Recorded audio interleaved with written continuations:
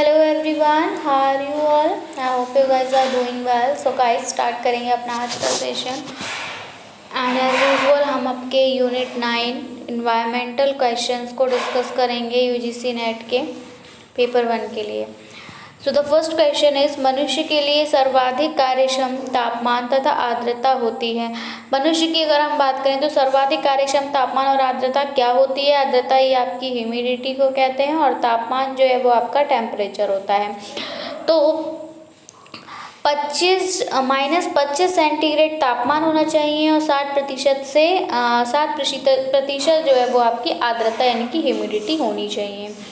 अगला क्वेश्चन है, औद्योगिक क्रांति यानी कि जो इंडस्ट्रियल रिवॉल्यूशन हुआ था वो सर्वप्रथम कहाँ पे प्रारंभ हुआ था? तो इंडस्ट्रियल रिवॉल्यूशन जो सर्वप्रथम प्रारंभ हुआ था ये आपका इंग्लैंड में हुआ था। यहाँ से क्वेश्चन पूछा जाता है, सो याद रखिएगा।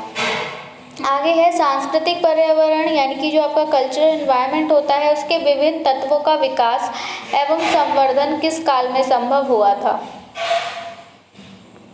डेवलपमेंट और ग्रोथ कब हुई थी कल्चरल एनवायरनमेंट की? तो ये आपके कृषि विकास के विभिन्न चरणों एवं अवस्थाओं में हुआ था। अगला है, मानव भूगोल के जन्मदाता, फादर ऑफ ह्यूमन ज्योग्राफी। यहाँ पर ह्यूमन ज्योग्राफी के फादर एंड जन्मदाता की संज्ञा किसको प्रदान की गई पूछा गया, तो ये आपके फ्रेडरिक रेटजल हैं। ठीक है, बार बार याद रखिएगा, फ्रेडरिक रेटजल।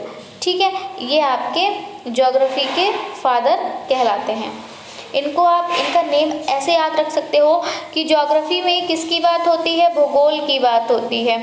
ठीक है, पृथ्वी की संरचना की बात होती है। तो पृथ्वी की संरचना से अगर आप जानेंगे तो हमारी पृथ्वी पर ज़्यादा से ज़्यादा क्या पाया जाता है? तो आपका जल पाया जाता है। तो यहाँ से आप ये याद रख सकते हो कि भूगोल जो है किससे संबंधित है? पृथ्वी से, पृथ्वी की संरचना से संबंधित है। और हमारी पृथ्वी की संरचना की अगर हम बात करें तो जल सर्वाधिक पाया जाता है। तो इसीलिए इस जल से आप कोरिलेट करके याद कर सकते हो फ्रेडरिक और रेटजल। ठीक है, आगे बढ़ेंगे, देखेंगे सेशन का next question and it is, पर्यावरणीय समस्याओं यानी कि इन्वायरमेंटल प्रॉब्लम्स का जो प्रादुर्भाव हुआ था वो कब प्रारंभ हुआ था? ठीक है, यानी कि इन्वायरमेंटल पॉल्यूशन से जो भी आपको हार्मफुल इफेक्ट्स वगैरह देखने को मिले थे वो कब हुए थे?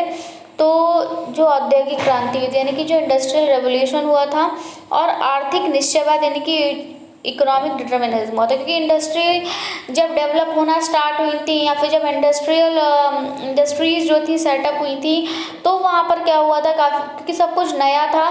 तो पहले, अब तो ये है कि जो भी वेस्ट वाटर निकलता है उसको ट्रीट कराया जाता है। ठीक है, स्मोक के लिए भी व्यवस्था की गई है। अब आपको फैक्ट्रीज में इतनी चिमनीज नहीं मिलती है, लेकिन पहले जब इंडस्ट्रीज न्यू सेटअप हुई थी तो वहाँ पर आपने पहले बचपन में देखा होगा कि कंपनीज में इस तरह से चिमनीज हुआ करती थी।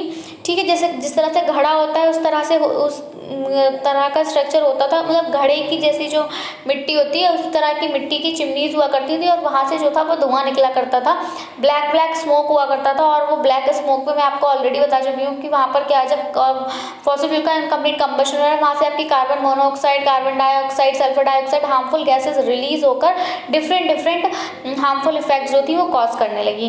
तो जो इसका प्रादुर्भाव था वो आपका कब से स्टार्ट हो गया था? जल भी जो वाटर, जो वेस्ट वाटर निकलता था वो भी ट्रीटेड नहीं हुआ करता था और उसको कहाँ डंप कर दिया जाता था? उसको नदियों में डंप कर दिया जाता था। तो वाटर पॉल्यूशन भी वहाँ पे होता था। तो उसकी वजह से जो भी एनिमल्स या फिर पहले के लोग उस नदी, जल, तालाब का पानी ही यूज़ किया करते थे। जब वो यूज़ करते थे तो उनको वहाँ पर क्या होता था कि प्रॉब्लम्स देखने को मिलती थी। ठीक है, आगे बढ़ेंगे, देखेंगे सेशन का नेक्स्ट क्वेश्चन और ये है आपका, मेघवीजन या क्लाउड सीडिंग में यौगिकों का प्रयोग किया जाता है। तो कैसे यौगिक यूज़ होते हैं? तो ये आपके ठोस carbon dioxide and dry ice जो है और आयोडीन के यौगिक जो है वो यूज़ होते हैं। अगला हमारा क्वेश्चन है, इकोलॉजी यानी कि पारिस्थितिकी शब्द का प्रयोग सर्वप्रथम किसने किया था? तो ये किया था आपके अर्नेस्ट हैकल ने। और कब किया था? तो 1869 में किया था। अब इस अर्नेस्ट हैकल को आप याद रख सकते हो कि ये जो पारिस्थितिक वर्ड है, ठीक है, ये थोड़ा सा टफ है ना बोलने में, पारस स्थिति की, पारस स्थिति की, पारस्थिति की, थोड़ा तो इसको आप बोलिए कि टफ वर्ड है तो उसको बोलने में क्या हो जाता है, हम हकला जाते हैं। ठीक है, पारस्थिति की बोलने में क्या हो रहा है, थोड़ा सा हकला जा रहे हैं, तो इसी हकलाने से कोरिलेट करेंगे आप कि इकोलॉजी जो पारिस्थितिक शब्द है उसको अर्नेस्ट हैकेल ने दिया था, और कब दिया था, तो आपका 1869 में दिया था। इस 1869 को आप इकोलॉजी से रिलेट कर सकते हो कि जो आपका एनवायरनमेंट प्रोटेक्शन एक्ट है वो कब स्टार्ट हुआ था, तो वो आप बार बार मैं इसको रिलेट करा रही हूँ, 1986 में हुआ था। इस 1986 से आप इसको वो रिलेट कर सकते हो कि फर्स्ट वर्ड तो आपका एज इट इज आएगा, उसके बाद आप सेकंड वर्ड ले लेंगे और फिर आप थर्ड वर्ड लेके और इसका जो बचा हुआ है इसको रिलेट कर लेंगे। इस तरह से आप वही है कि याद रखने के लिए आप कुछ भी अपनी तरफ से ट्रिक्स बना सकते हो, लेकिन यहाँ एक को रिलेट कर सकते हो कि 1986 में ये हुआ था और 1859 में 69 में आपका इकोलॉजी शब्द दिया गया था। अगला है हमारा पारिस्थितिकी के जनक जो फादर ऑफ इकोलॉजी हैं उनको वो किसे कहा जाता है, तो वो भी आपका सेम है, अर्नेस्ट हैकेल को ही कहा जाता है, क्योंकि इन्होंने ही जब शब्द दिया है तो यही फादर कहलाएंगे उसके, है ना, क्योंकि आपके जो पेरेंट्स होते हैं वो आपको नाम देते हैं तो वही उन्हीं के बच्चे तो कहलाते हो आप, है ना। ऐसा थोड़ी ना होता है कि कोई पड़ोसी आके नाम रख गया आपका, कभी कभी डिफरेंट केसेस में ये होता है कि फैमिली का कोई मेंबर और नाम रख देता है, लेकिन मोस्ट ऑफ द केसेस जो पेरेंट्स होते हैं वो अपने बच्चे का नाम रखते हैं और इसीलिए वो उनका फादर कहलाते हैं। इसी तरह से जब इकोलॉजी शब्द जो था वो अर्नेस्ट हैकेल ने दिया, इसीलिए इकोलॉजी के जो फादर थे वो अर्नेस्ट हैकेल ही कहलाए। नेक्स्ट है हमारा कि पारिस्थितिकी इकोलॉजी के अंतर्गत पारस्परिक अध्ययन जो म्यूचुअल स्टडी है वो किया जाता है किसका, तो वातावरण और जीव समुदाय का। ये हम आपको ऑलरेडी बता चुके हैं कि यहाँ पर आपका जो एनवायरनमेंट होता है और वहाँ पर जो रह रहे बायोटिक कंपोनेंट्स होते हैं उनके बीच में जो भी रिलेशनशिप होती है उसी को इस इकोलॉजी में जो है वो दर्शाया जाता है। ठीक है, जैसे कि मैंने आपको बताया कि अगर आपका वाटर पोल्यूट हो रहा है तो आप किस तरह से उससे अफेक्टेड हो रहे हो। ठीक है, आप जो काम कर रहे हो उससे वाटर किस तरह से अफेक्ट हो रहा है, तो दोनों के बीच का ये रिलेशनशिप ही क्या कहलाती है, आपकी इकोलॉजी कहलाती है। अगला है हमारा रंध्रों यानी कि जो स्टोमेटा होते हैं, ये स्टोमेटा पाए कहाँ जाते हैं पूछ लिया जाता है, तो ये स्टोमेटा आपके लीव्स पर पाए जाते हैं और इनका जो खुलना और बंद होना होता है वो किस पर निर्भर करता है, तो वह प्रकाश पर निर्भर करता है। नेक्स्ट है कि बाष्पोत्सर्जन की क्रिया यानी कि जो ट्रांसपिरेशन होता है वो क्या है, तो वो एक जैविकीय प्रोसेस है, मोस्टली आपको ये प्रोसेस प्लांट्स में देखने को मिलती है। ठीक है, अब है विटामिन ए, डी तथा कैरोटीन के निर्माण में महत्वपूर्ण भूमिका होती है किसकी, तो वह होती है आपकी प्रकाश की। इस डी से आप रिलेट कर सकते हैं कि जो विटामिन डी की कमी होती है तो उसका जो सबसे अच्छा स्रोत माना जाता है वह आपका सनलाइट माना जाता है, या तो जो विटामिन ए, डी तो कैरोटीन के निर्माण सर्वाधिक जो भूमिका रहती है वह आपकी प्रकाश की रहती है। अगला है अल्पदीप्तिकाली पौधे हैं, तो अल्पदीप्तिकाली पौधों की अगर बात करें तो ये आपके तंबाकू और सोयाबीन है। नेक्स्ट है हमारा छायाप्रति पौधों को कहते हैं, तो छायाप्रति पौधों को क्या कहता है, होलियोफोब्स कहा जाता है। अगला है एंजाइम क्रियाशील यानी एंजाइम फंक्शनल का सर्वोत्तम ताप कितना होता है, अगर कोई भी एंजाइम फंक्शनल है तो उसका सर्वोत्तम ताप जो होगा वो आपका 25 से 30 डिग्री सेंटीग्रेड होगा। अगला है एंजाइम का विकृतीकरण यानी कि जो एंजाइम का डिनेट्रेशन होता है वह कितने तापमान पर होता है, तो याद रखिए 60 से 70 सेंटीग्रेड पर होता है। अल्पाइन जो वृक्ष होता है आपका अल्पाइन ट्री भारत में कहाँ पाए जाते हैं, और तो ये भारत में 3600 से 4000 मीटर ऊंचाई पर जो है पाए जाते हैं। अगला है स्थायी बर्फ लाइन की भारत में ऊंचाई है, तो जो आपका स्नो लाइन है इसकी ऊंचाई की बात करें तो ये आपकी 4000 मीटर है। अब आपका जो अंकुरण होता है, जर्मिनेशन होता है, इसके लिए बीजों को कम तापमान पर रखा जाता है और उसको क्या कहा जाता है, उसको वसंतीकरण के नाम से जाना जाता है। अगला है हमारा मरूदविद पौधे यानी कि जो आपके वुडी प्लांट्स होते हैं, कह सकते हैं मरूदविद पौधों को हम कि आपके डेजर्ट प्लांट होते हैं। कहाँ पाए जाते हैं, तो डेजर्ट एरिया में पाए जाते हैं। तो इनमें प्रायः पत्तियां किस में बदल जाती हैं, तो इनकी पत्तियां जो होती हैं वो किस में बदल जाती हैं, आपके कांटों में बदल जाती हैं। जैसे कि आपके लिए मैं एग्जांपल दूं, नागफनी का पेड़, ठीक है, उसमें पत्तियों में से क्या पत्तियां होती हैं वो और किस में बदलने लगती हैं, धीरे धीरे आपके कांटों में बदलने लगती है, कैक्टस हो गया। ठीक है। अब आता है बात आर्द्रता यानी कि ह्यूमिडिटी को मापने की बात अगर हम करें तो कैसे मापा जाता है, तो ये आपके सापेक्षिक आर्द्रता की प्रतिशत इकाई में जो है वह इसको मापा जाता है। वनस्पतियों के सड़ने, रॉटिंग ऑफ वेजिटेशन, जो भी वनस्पति है उसके सड़ने से जो गैस निकलती है वह क्या होती है, वह क्या कहलाती है, वह आपकी मीथेन गैस होती है। ठीक है। नेक्स्ट है वायुमंडल में आर्गन गैस की मात्रा पाई जाती है। ऑलरेडी डिस्कस किया था हमने कि जब हमने बताया था कि आपकी सब सर्वाधिक गैस जो है वो नाइट्रोजन पाई जाती है 78%, वहीं पर हमने सारी गैसेस का बताया था कंसंट्रेशन आपको। तो यहाँ पर जो आर्गन है ये आपकी 0.93% पाई जाती है। नेक्स्ट हमारा है कि पौधों की सभी पोषक तत्वों न्यूट्रिएंट्स से युक्त कार्बनिक पदार्थ ऑर्गेनिक मैटर है क्या, तो ये है आपका ह्यूमस। ठीक है। अगला क्वेश्चन है भारत में अवनालिका क्षरण से सर्वाधिक प्रभावित क्षेत्र है। तो अवनालिका क्षरण की अगर हम बात करें तो इससे सर्वाधिक प्रभाव जहाँ पे पड़ रहा है वो आपका मालवा पठार क्षेत्र है और चंबल घाटी क्षेत्र है। दूसरा, संसार का सबसे बड़ा लोएस मैदान स्थित है। तो ये याद रखिएगा, संसार का पूछा जा सकता है कि संसार का सबसे बड़ा मैदान कौन सा है, तो वह आपका लोएस है। बात करें कहाँ स्थित है, तो ये आपके चीन में स्थित है। ठीक है। वायु द्वारा उड़कर दूसरे स्थान पर पहुंची जो मृदा होती है उसको क्या कहते हैं, तो उसको वातोड़ मृदा यानी कि यूक्लियन सॉइल कहते हैं। जब आपकी आंधी तूफान आती है तो एक जगह की मिट्टी उड़ती है ना, तो मिट्टी एक जगह से उड़ के दूसरी जगह पहुंचती है, सो ना हवा में उड़ती ही रह जाती है।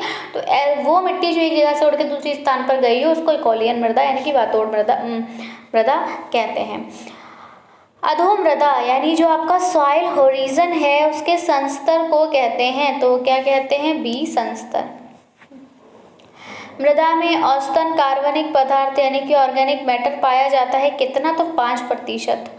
प्राकृतिक ऑक्सीजन है, ये क्या है, तो ये आपका इंडोल एसिटिक एसिड है। ठीक है, याद रखिएगा ऑक्सीजन क्या है, आपका एक प्लांट हार्मोन है और ये आपका क्या है, इंडोल एसिटिक एसिड। क्लोरोफिल, ठीक है, इसका फॉर्मूला देख लीजिए, C55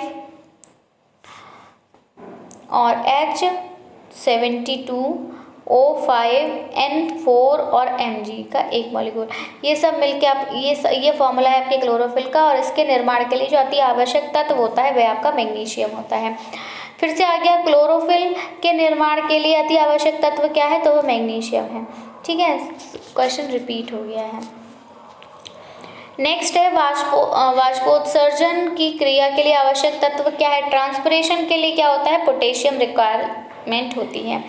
अगला, वह मृदा जल सॉइल वाटर जिसे पौधे अपनी जड़ों द्वारा अवशोषित एब्जॉर्ब करते हैं वह क्या कहलाता है, तो वह आपका कोशिका जल यानी कि सेल वाटर कहलाता है। जल धारण क्षमता जो मैक्सिमम वाटर होल्डिंग कैपेसिटी होती है वो किस मिट्टी में पाई जाती है, सर्वाधिक सबसे ज़्यादा वाटर को कौन सी मिट्टी होल्ड करके रख सकती है, तो वह आपकी मटियार मृदा में पाया जाता है ऐसा गुण। दूसरा है जलकांत मृदा। जलकांत मृदा यानी कि जो वाटर लॉक सॉइल होती है उसमें वनस्पतियाँ मिलती हैं, तो वाटर लॉक सॉइल में आपको मैंग्रोव मिलता है, जो कि मतलब कह सकते हैं आप दलदली, ठीक है, दलदली सी जो ज़मीन होती है वहाँ वो क्या होता है आपका मैंग्रोव। पौधों की वृद्धि, प्लांट ग्रोथ तथा मृदा से पोषक तत्वों का अवशोषण, एब्जॉर्प्शन ऑफ न्यूट्रिएंट्स, सर्वाधिक पीएच मान वैल्यू होता है, तो याद रखिएगा 6 से 7।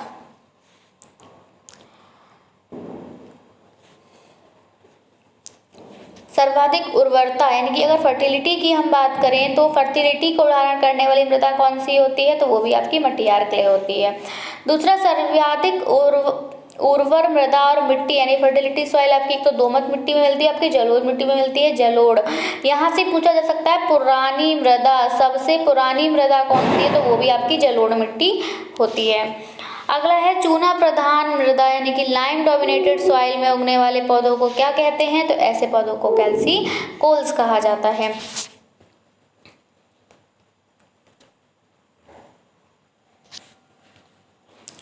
अगला है सर्वाधिक कार्बनिक पदार्थ ऑर्गेनिक मटेरियल पाया जाता है, तो सर्वाधिक कार्बनिक पदार्थ ऑर्गेनिक मटेरियल कहाँ पाया जाता है, तो ये आपके पीट मृदा में पाया जाता है। दूसरा आपका क्वेश्चन है कि जो निमेटोफोर्स होते हैं, श्वसन मूल होता है, ये आपको कहाँ मिलता है? तो ये आपको मैंग्रोव वनस्पति में मिलता है, क्योंकि जो ये दलदली जमीन में उगते हैं। पूर्ण मूल परजीवी तथा स्तंभ परजीवी यानी कि पैरासाइट हैं। तो पैरासाइट में आपका एक तो अमरवेल आता है, क्योंकि अमरवेल क्या होती है, किसी पेड़ के सहारे से लिपटी हुई होती है, यानी कि वहां से ग्रोथ कर पाती है। और दूसरा आपका औरोवंकी। पैरासाइट क्या होते हैं? जो किसी और दूसरे ऑर्गेनिज्म पर रहते हैं। ठीक है, जैसे हम पैरासाइट की अगर बात करें तो जो आपके वॉर्म्स कीड़े होते हैं ना, जो आपके पेट में पाए जाते हैं, वो भी आपका पैरासाइट के अंदर आता है, क्योंकि वो आपके अंदर रह रहा है, आप कौन हो? होस्ट हो। ठीक है, तो जो होस्ट पर डिपेंड करता है that is called the parasite. अपक्षय का विचार अगर बात करें वैदरिंग की, तो ये वैदरिंग क्या किससे रिलेटेड होता है? तो ये आपका सॉइल से रिलेटेड होता है। और बात करें बेसिकली इसमें होता क्या है, तो इसमें जो बड़े बड़े आपके स्टोन्स होते हैं, पत्थर होते हैं, इनका क्या होता है? ब्रेक डाउन होता है। ठीक है, इनका ब्रेक डाउन होता है, और जो ब्रेक डाउन हो रहा होता है इसी प्रोसेस को वेदरिंग कहा जाता है। जैसे देख सकते हैं कि एक प्राकृतिक क्रिया होती है, नेचुरली ही होता है, कोई करता नहीं है। ठीक है, अब नेचुरली कैसे हो सकता है कि टेम्परेचर बहुत ज़्यादा इंक्रीज कर रहा है तो उसकी वजह से ये स्टोन जो है वो टूट सकता है, या फिर गिर रहा है हवा वगैरह की वजह से, आंधी तूफान की, तो या कोई और कारण से अर्थक्वेक वगैरह है, तो ये अपनी एक प्राकृतिक क्रिया है, नेचुरली होता है, जो चट्टानों को सूक्ष्म कणों में क्या करता है? विभक्त करता है। ठीक है, नेक्स्ट जो हमारा क्वेश्चन है दैट इज विश्व मौसम विज्ञान संगठन यानी कि आपका WMO वर्ल्ड मेट्रोलॉजिकल ऑर्गेनाइजेशन जो है, इसका मुख्यालय कहाँ स्थित है? पूछा जाता है, तो याद रखिएगा जेनेवा में स्थित है। अगला है विश्व मौसम विज्ञान संगठन अविसमय मेट्रोलॉजिकल ऑर्गेनाइजेशन कन्वेंशन कब हुआ था? तो ये आपका 23 मार्च 1950 को हुआ था। और इस 23 मार्च को हम किस रूप में मनाते हैं? तो जल दिवस के रूप में मनाते हैं। तो इससे रिलेट कर सकते हो कि जब हम जल दिवस मनाते हैं तभी विश्व मौसम विज्ञान संगठन अविसमय लागू हुआ था, 23 मार्च 1950। और 1950 को आप कैसे कि यहाँ पर इस टाइम पे क्या हुआ था? हम लोग रिपब्लिक डे सेलिब्रेट करते हैं तभी से ना, क्योंकि हमारा भारत का संविधान लागू हुआ था। नेक्स्ट हमारा है UNEP, तो संयुक्त राष्ट्र पर्यावरण कार्यक्रम का मुख्यालय, तो ये आपका नैरोबी में है, ऑलरेडी हम लोग डिस्कस कर चुके हैं। संयुक्त राष्ट्र पर्यावरण कार्यक्रम UNEP की स्थापना कब हुई थी? तो हमने ऑलरेडी आपको बताया कब हुई थी, 1972 में हुई थी। तभी जो आपका एनिमल प्रोटेक्शन एक्ट है वो भी, वाइल्ड लाइफ प्रोटेक्शन एक्ट है वो भी लागू हुआ था। UNEP के वर्तमान प्रमुख ही अगर हम बात करें तो वो आपके एरिक सोलहेम हैं। EPA का जो पूर्ण रूप है वह आपका एनवायरमेंटल प्रोटेक्शन एजेंसी है। EPA संयुक्त राष्ट्र अमेरिका की संघीय एजेंसी है जिसकी स्थापना की गई थी कब? तो 1 दिसंबर 1970 को। NEA से आशय है क्या? तो नेशनल एनवायरनमेंट अथॉरिटी। ठीक है, NEA की फुल फॉर्म क्या है? National environmental authority. अगला हमारा क्वेश्चन है कि सतत विकास लक्ष्य 2017 सस्टेनेबल डेवलपमेंट गोल्स 2017 के सूचकांक यानी कि इंडेक्स में भारत का कौन सा स्थान है? तो ये अभी 116वें स्थान पर है। कौन? हमारा भारत। अगला है वर्षा की मात्रा किस पर निर्भर करती है? वर्षा कैसे होती है? तो ये हम लोग आपको ऑलरेडी काफ़ी बता चुके हैं कि वर्षा का कारण जो होता है वो क्या होता है? ह्यूमिडिटी होती है। आप सभी जानते होंगे जब गर्मी का मौसम आता है और बहुत ज़्यादा उमस हो रही होती है तब क्या कहते हैं कि अब तो बारिश होगी क्योंकि उमस बहुत हो रही है। क्यों? तो उसका रीज़न क्या है? जब उमस ज़्यादा बढ़ती है तो वहाँ पर जो ट्रांसपिरेशन रेट होता है वो इंक्रीज करता है, और फिर क्या होता है आपका, जब कंडेंसेशन की प्रोसेस होती है और फिर कंडेंसेशन की प्रोसेस मतलब इवापोरेशन ज़्यादा होता है, ह्यूमिडिटी बढ़ती है, इवापोरेशन तेज होता है, कंडेंसेशन होता है आपका, फिर प्रेसिपिटेशन होता है और आपकी रेनफॉल होती है, तो ह्यूमिडिटी बढ़ेगी तो आपका वर्षा भी बढ़ेगी। जैव मंडल, हाइड्रोस्फीयर, आपका लिथोस्फीयर स्थल मंडल और जैव मंडल यानी कि बायोस्फीयर, तो जल मंडल हाइड्रोस्फीयर था। तो तथा जीवों में से पृथ्वी का सर्वाधिक बृहद पारिस्थितिक तंत्र लार्जेस्ट इकोसिस्टम क्या कहलाता है? तो ये आपका जैव मंडल यानी कि बायोस्फीयर कहलाता है। ठीक है, सारे पार्ट्स में। अगले अलग हम बात करें तो ये आपका नेशनल ग्रीन ट्रिब्यूनल एनजीटी की भारत सरकार द्वारा स्थापना कब हुई थी? तो ये आपका वर्ष 2010 में हुई थी। पर्यावरण से अभिप्राय की अगर हम बात करें तो क्या है, तो ऑलरेडी बता चुके हैं, हमारे आसपास जो भी कुछ होता है उसको हम वातावरण, एनवायरनमेंट कहते हैं। तो जैसे कि हमारे आसपास क्या है, भूमि है, जल है, ठीक है, आपके पेड़ पौधे पाए जाते हैं, पशु पाए जाते हैं। तो प्राकृतिक दुनिया जो इनके चारों ओर के अस्तित्व में है वही वातावरण है, ठीक है। उन संपूर्ण दशाओं का योग जो व्यक्ति को एक समय बिंदु पर घेरे हुए होती है, और भौतिक, जैविक एवं सांस्कृतिक तत्वों की अंतःक्रिया जो है वही आपका एनवायरनमेंट होता है। अगला क्वेश्चन है, पृथ्वी में पाए जाने वाले भूमि, जल, वायु, पेड़ पौधे एवं जीव जंतुओं का समूह जो हमारे चारों ओर है, सामूहिक रूप से क्या कहलाता है? पर्यावरण कहलाता है। मतलब ये देखिए कि क्वेश्चन आपसे अलग अलग तरह से पूछा जा सकता है। आप सोचेंगे एक ही बात है, पर्यावरण, उसको अलग अलग तरह से बता रही है, तो उसका रीज़न क्या है, ताकि आप जान सकें कि आपसे एग्जामिनर जो है वो आपके साथ खेलता है एक तरह से, ठीक है, आपके माइंड के साथ वो क्या करता है, खेलता है। तो वो आपको घुमा फिरा कर जो है वो डेफिनेशन पूछ सकता है, तो इसलिए हमने अलग अलग डेफिनेशन यहाँ पे ली है। अगला फिर से वही आ गया कि पर्यावरण किसी जीव के चारों तरफ घिरे भौतिक और जैविक दशाएं एवं उनके साथ अंतःक्रिया को सम्मिलित करता है। और ये कब हुआ था? तो पर्यावरण संरक्षण अधिनियम 1986 की परिभाषा के अनुसार ऐसा माना जाता है। अगला क्वेश्चन की अगर हम बात करें तो ये आपका है कि पर्यावरणीय सुरक्षा है जो आपका एनवायरमेंटल प्रोटेक्शन है वो संबंध नहीं रखता किससे? तो गरीबी कम नहीं कर सकता एनवायरमेंटल प्रोटेक्शन, एंड वो बस क्या कर सकता है? एनवायरमेंट को संरक्षित कर सकता है। भारत में पर्यावरण संरक्षण अधिनियम एनवायरमेंट प्रोटेक्शन एक्ट कब पारित हुआ? ये भी हम लोग डिस्कस कर चुके हैं ऑलरेडी। कब हुआ था? 1986 में हुआ था। काफ़ी बार इसको जाना है तो भूलने का तो कोई चांस है ही नहीं, हर वीडियो में हमने 1986 को तो डिस्कस किया ही है।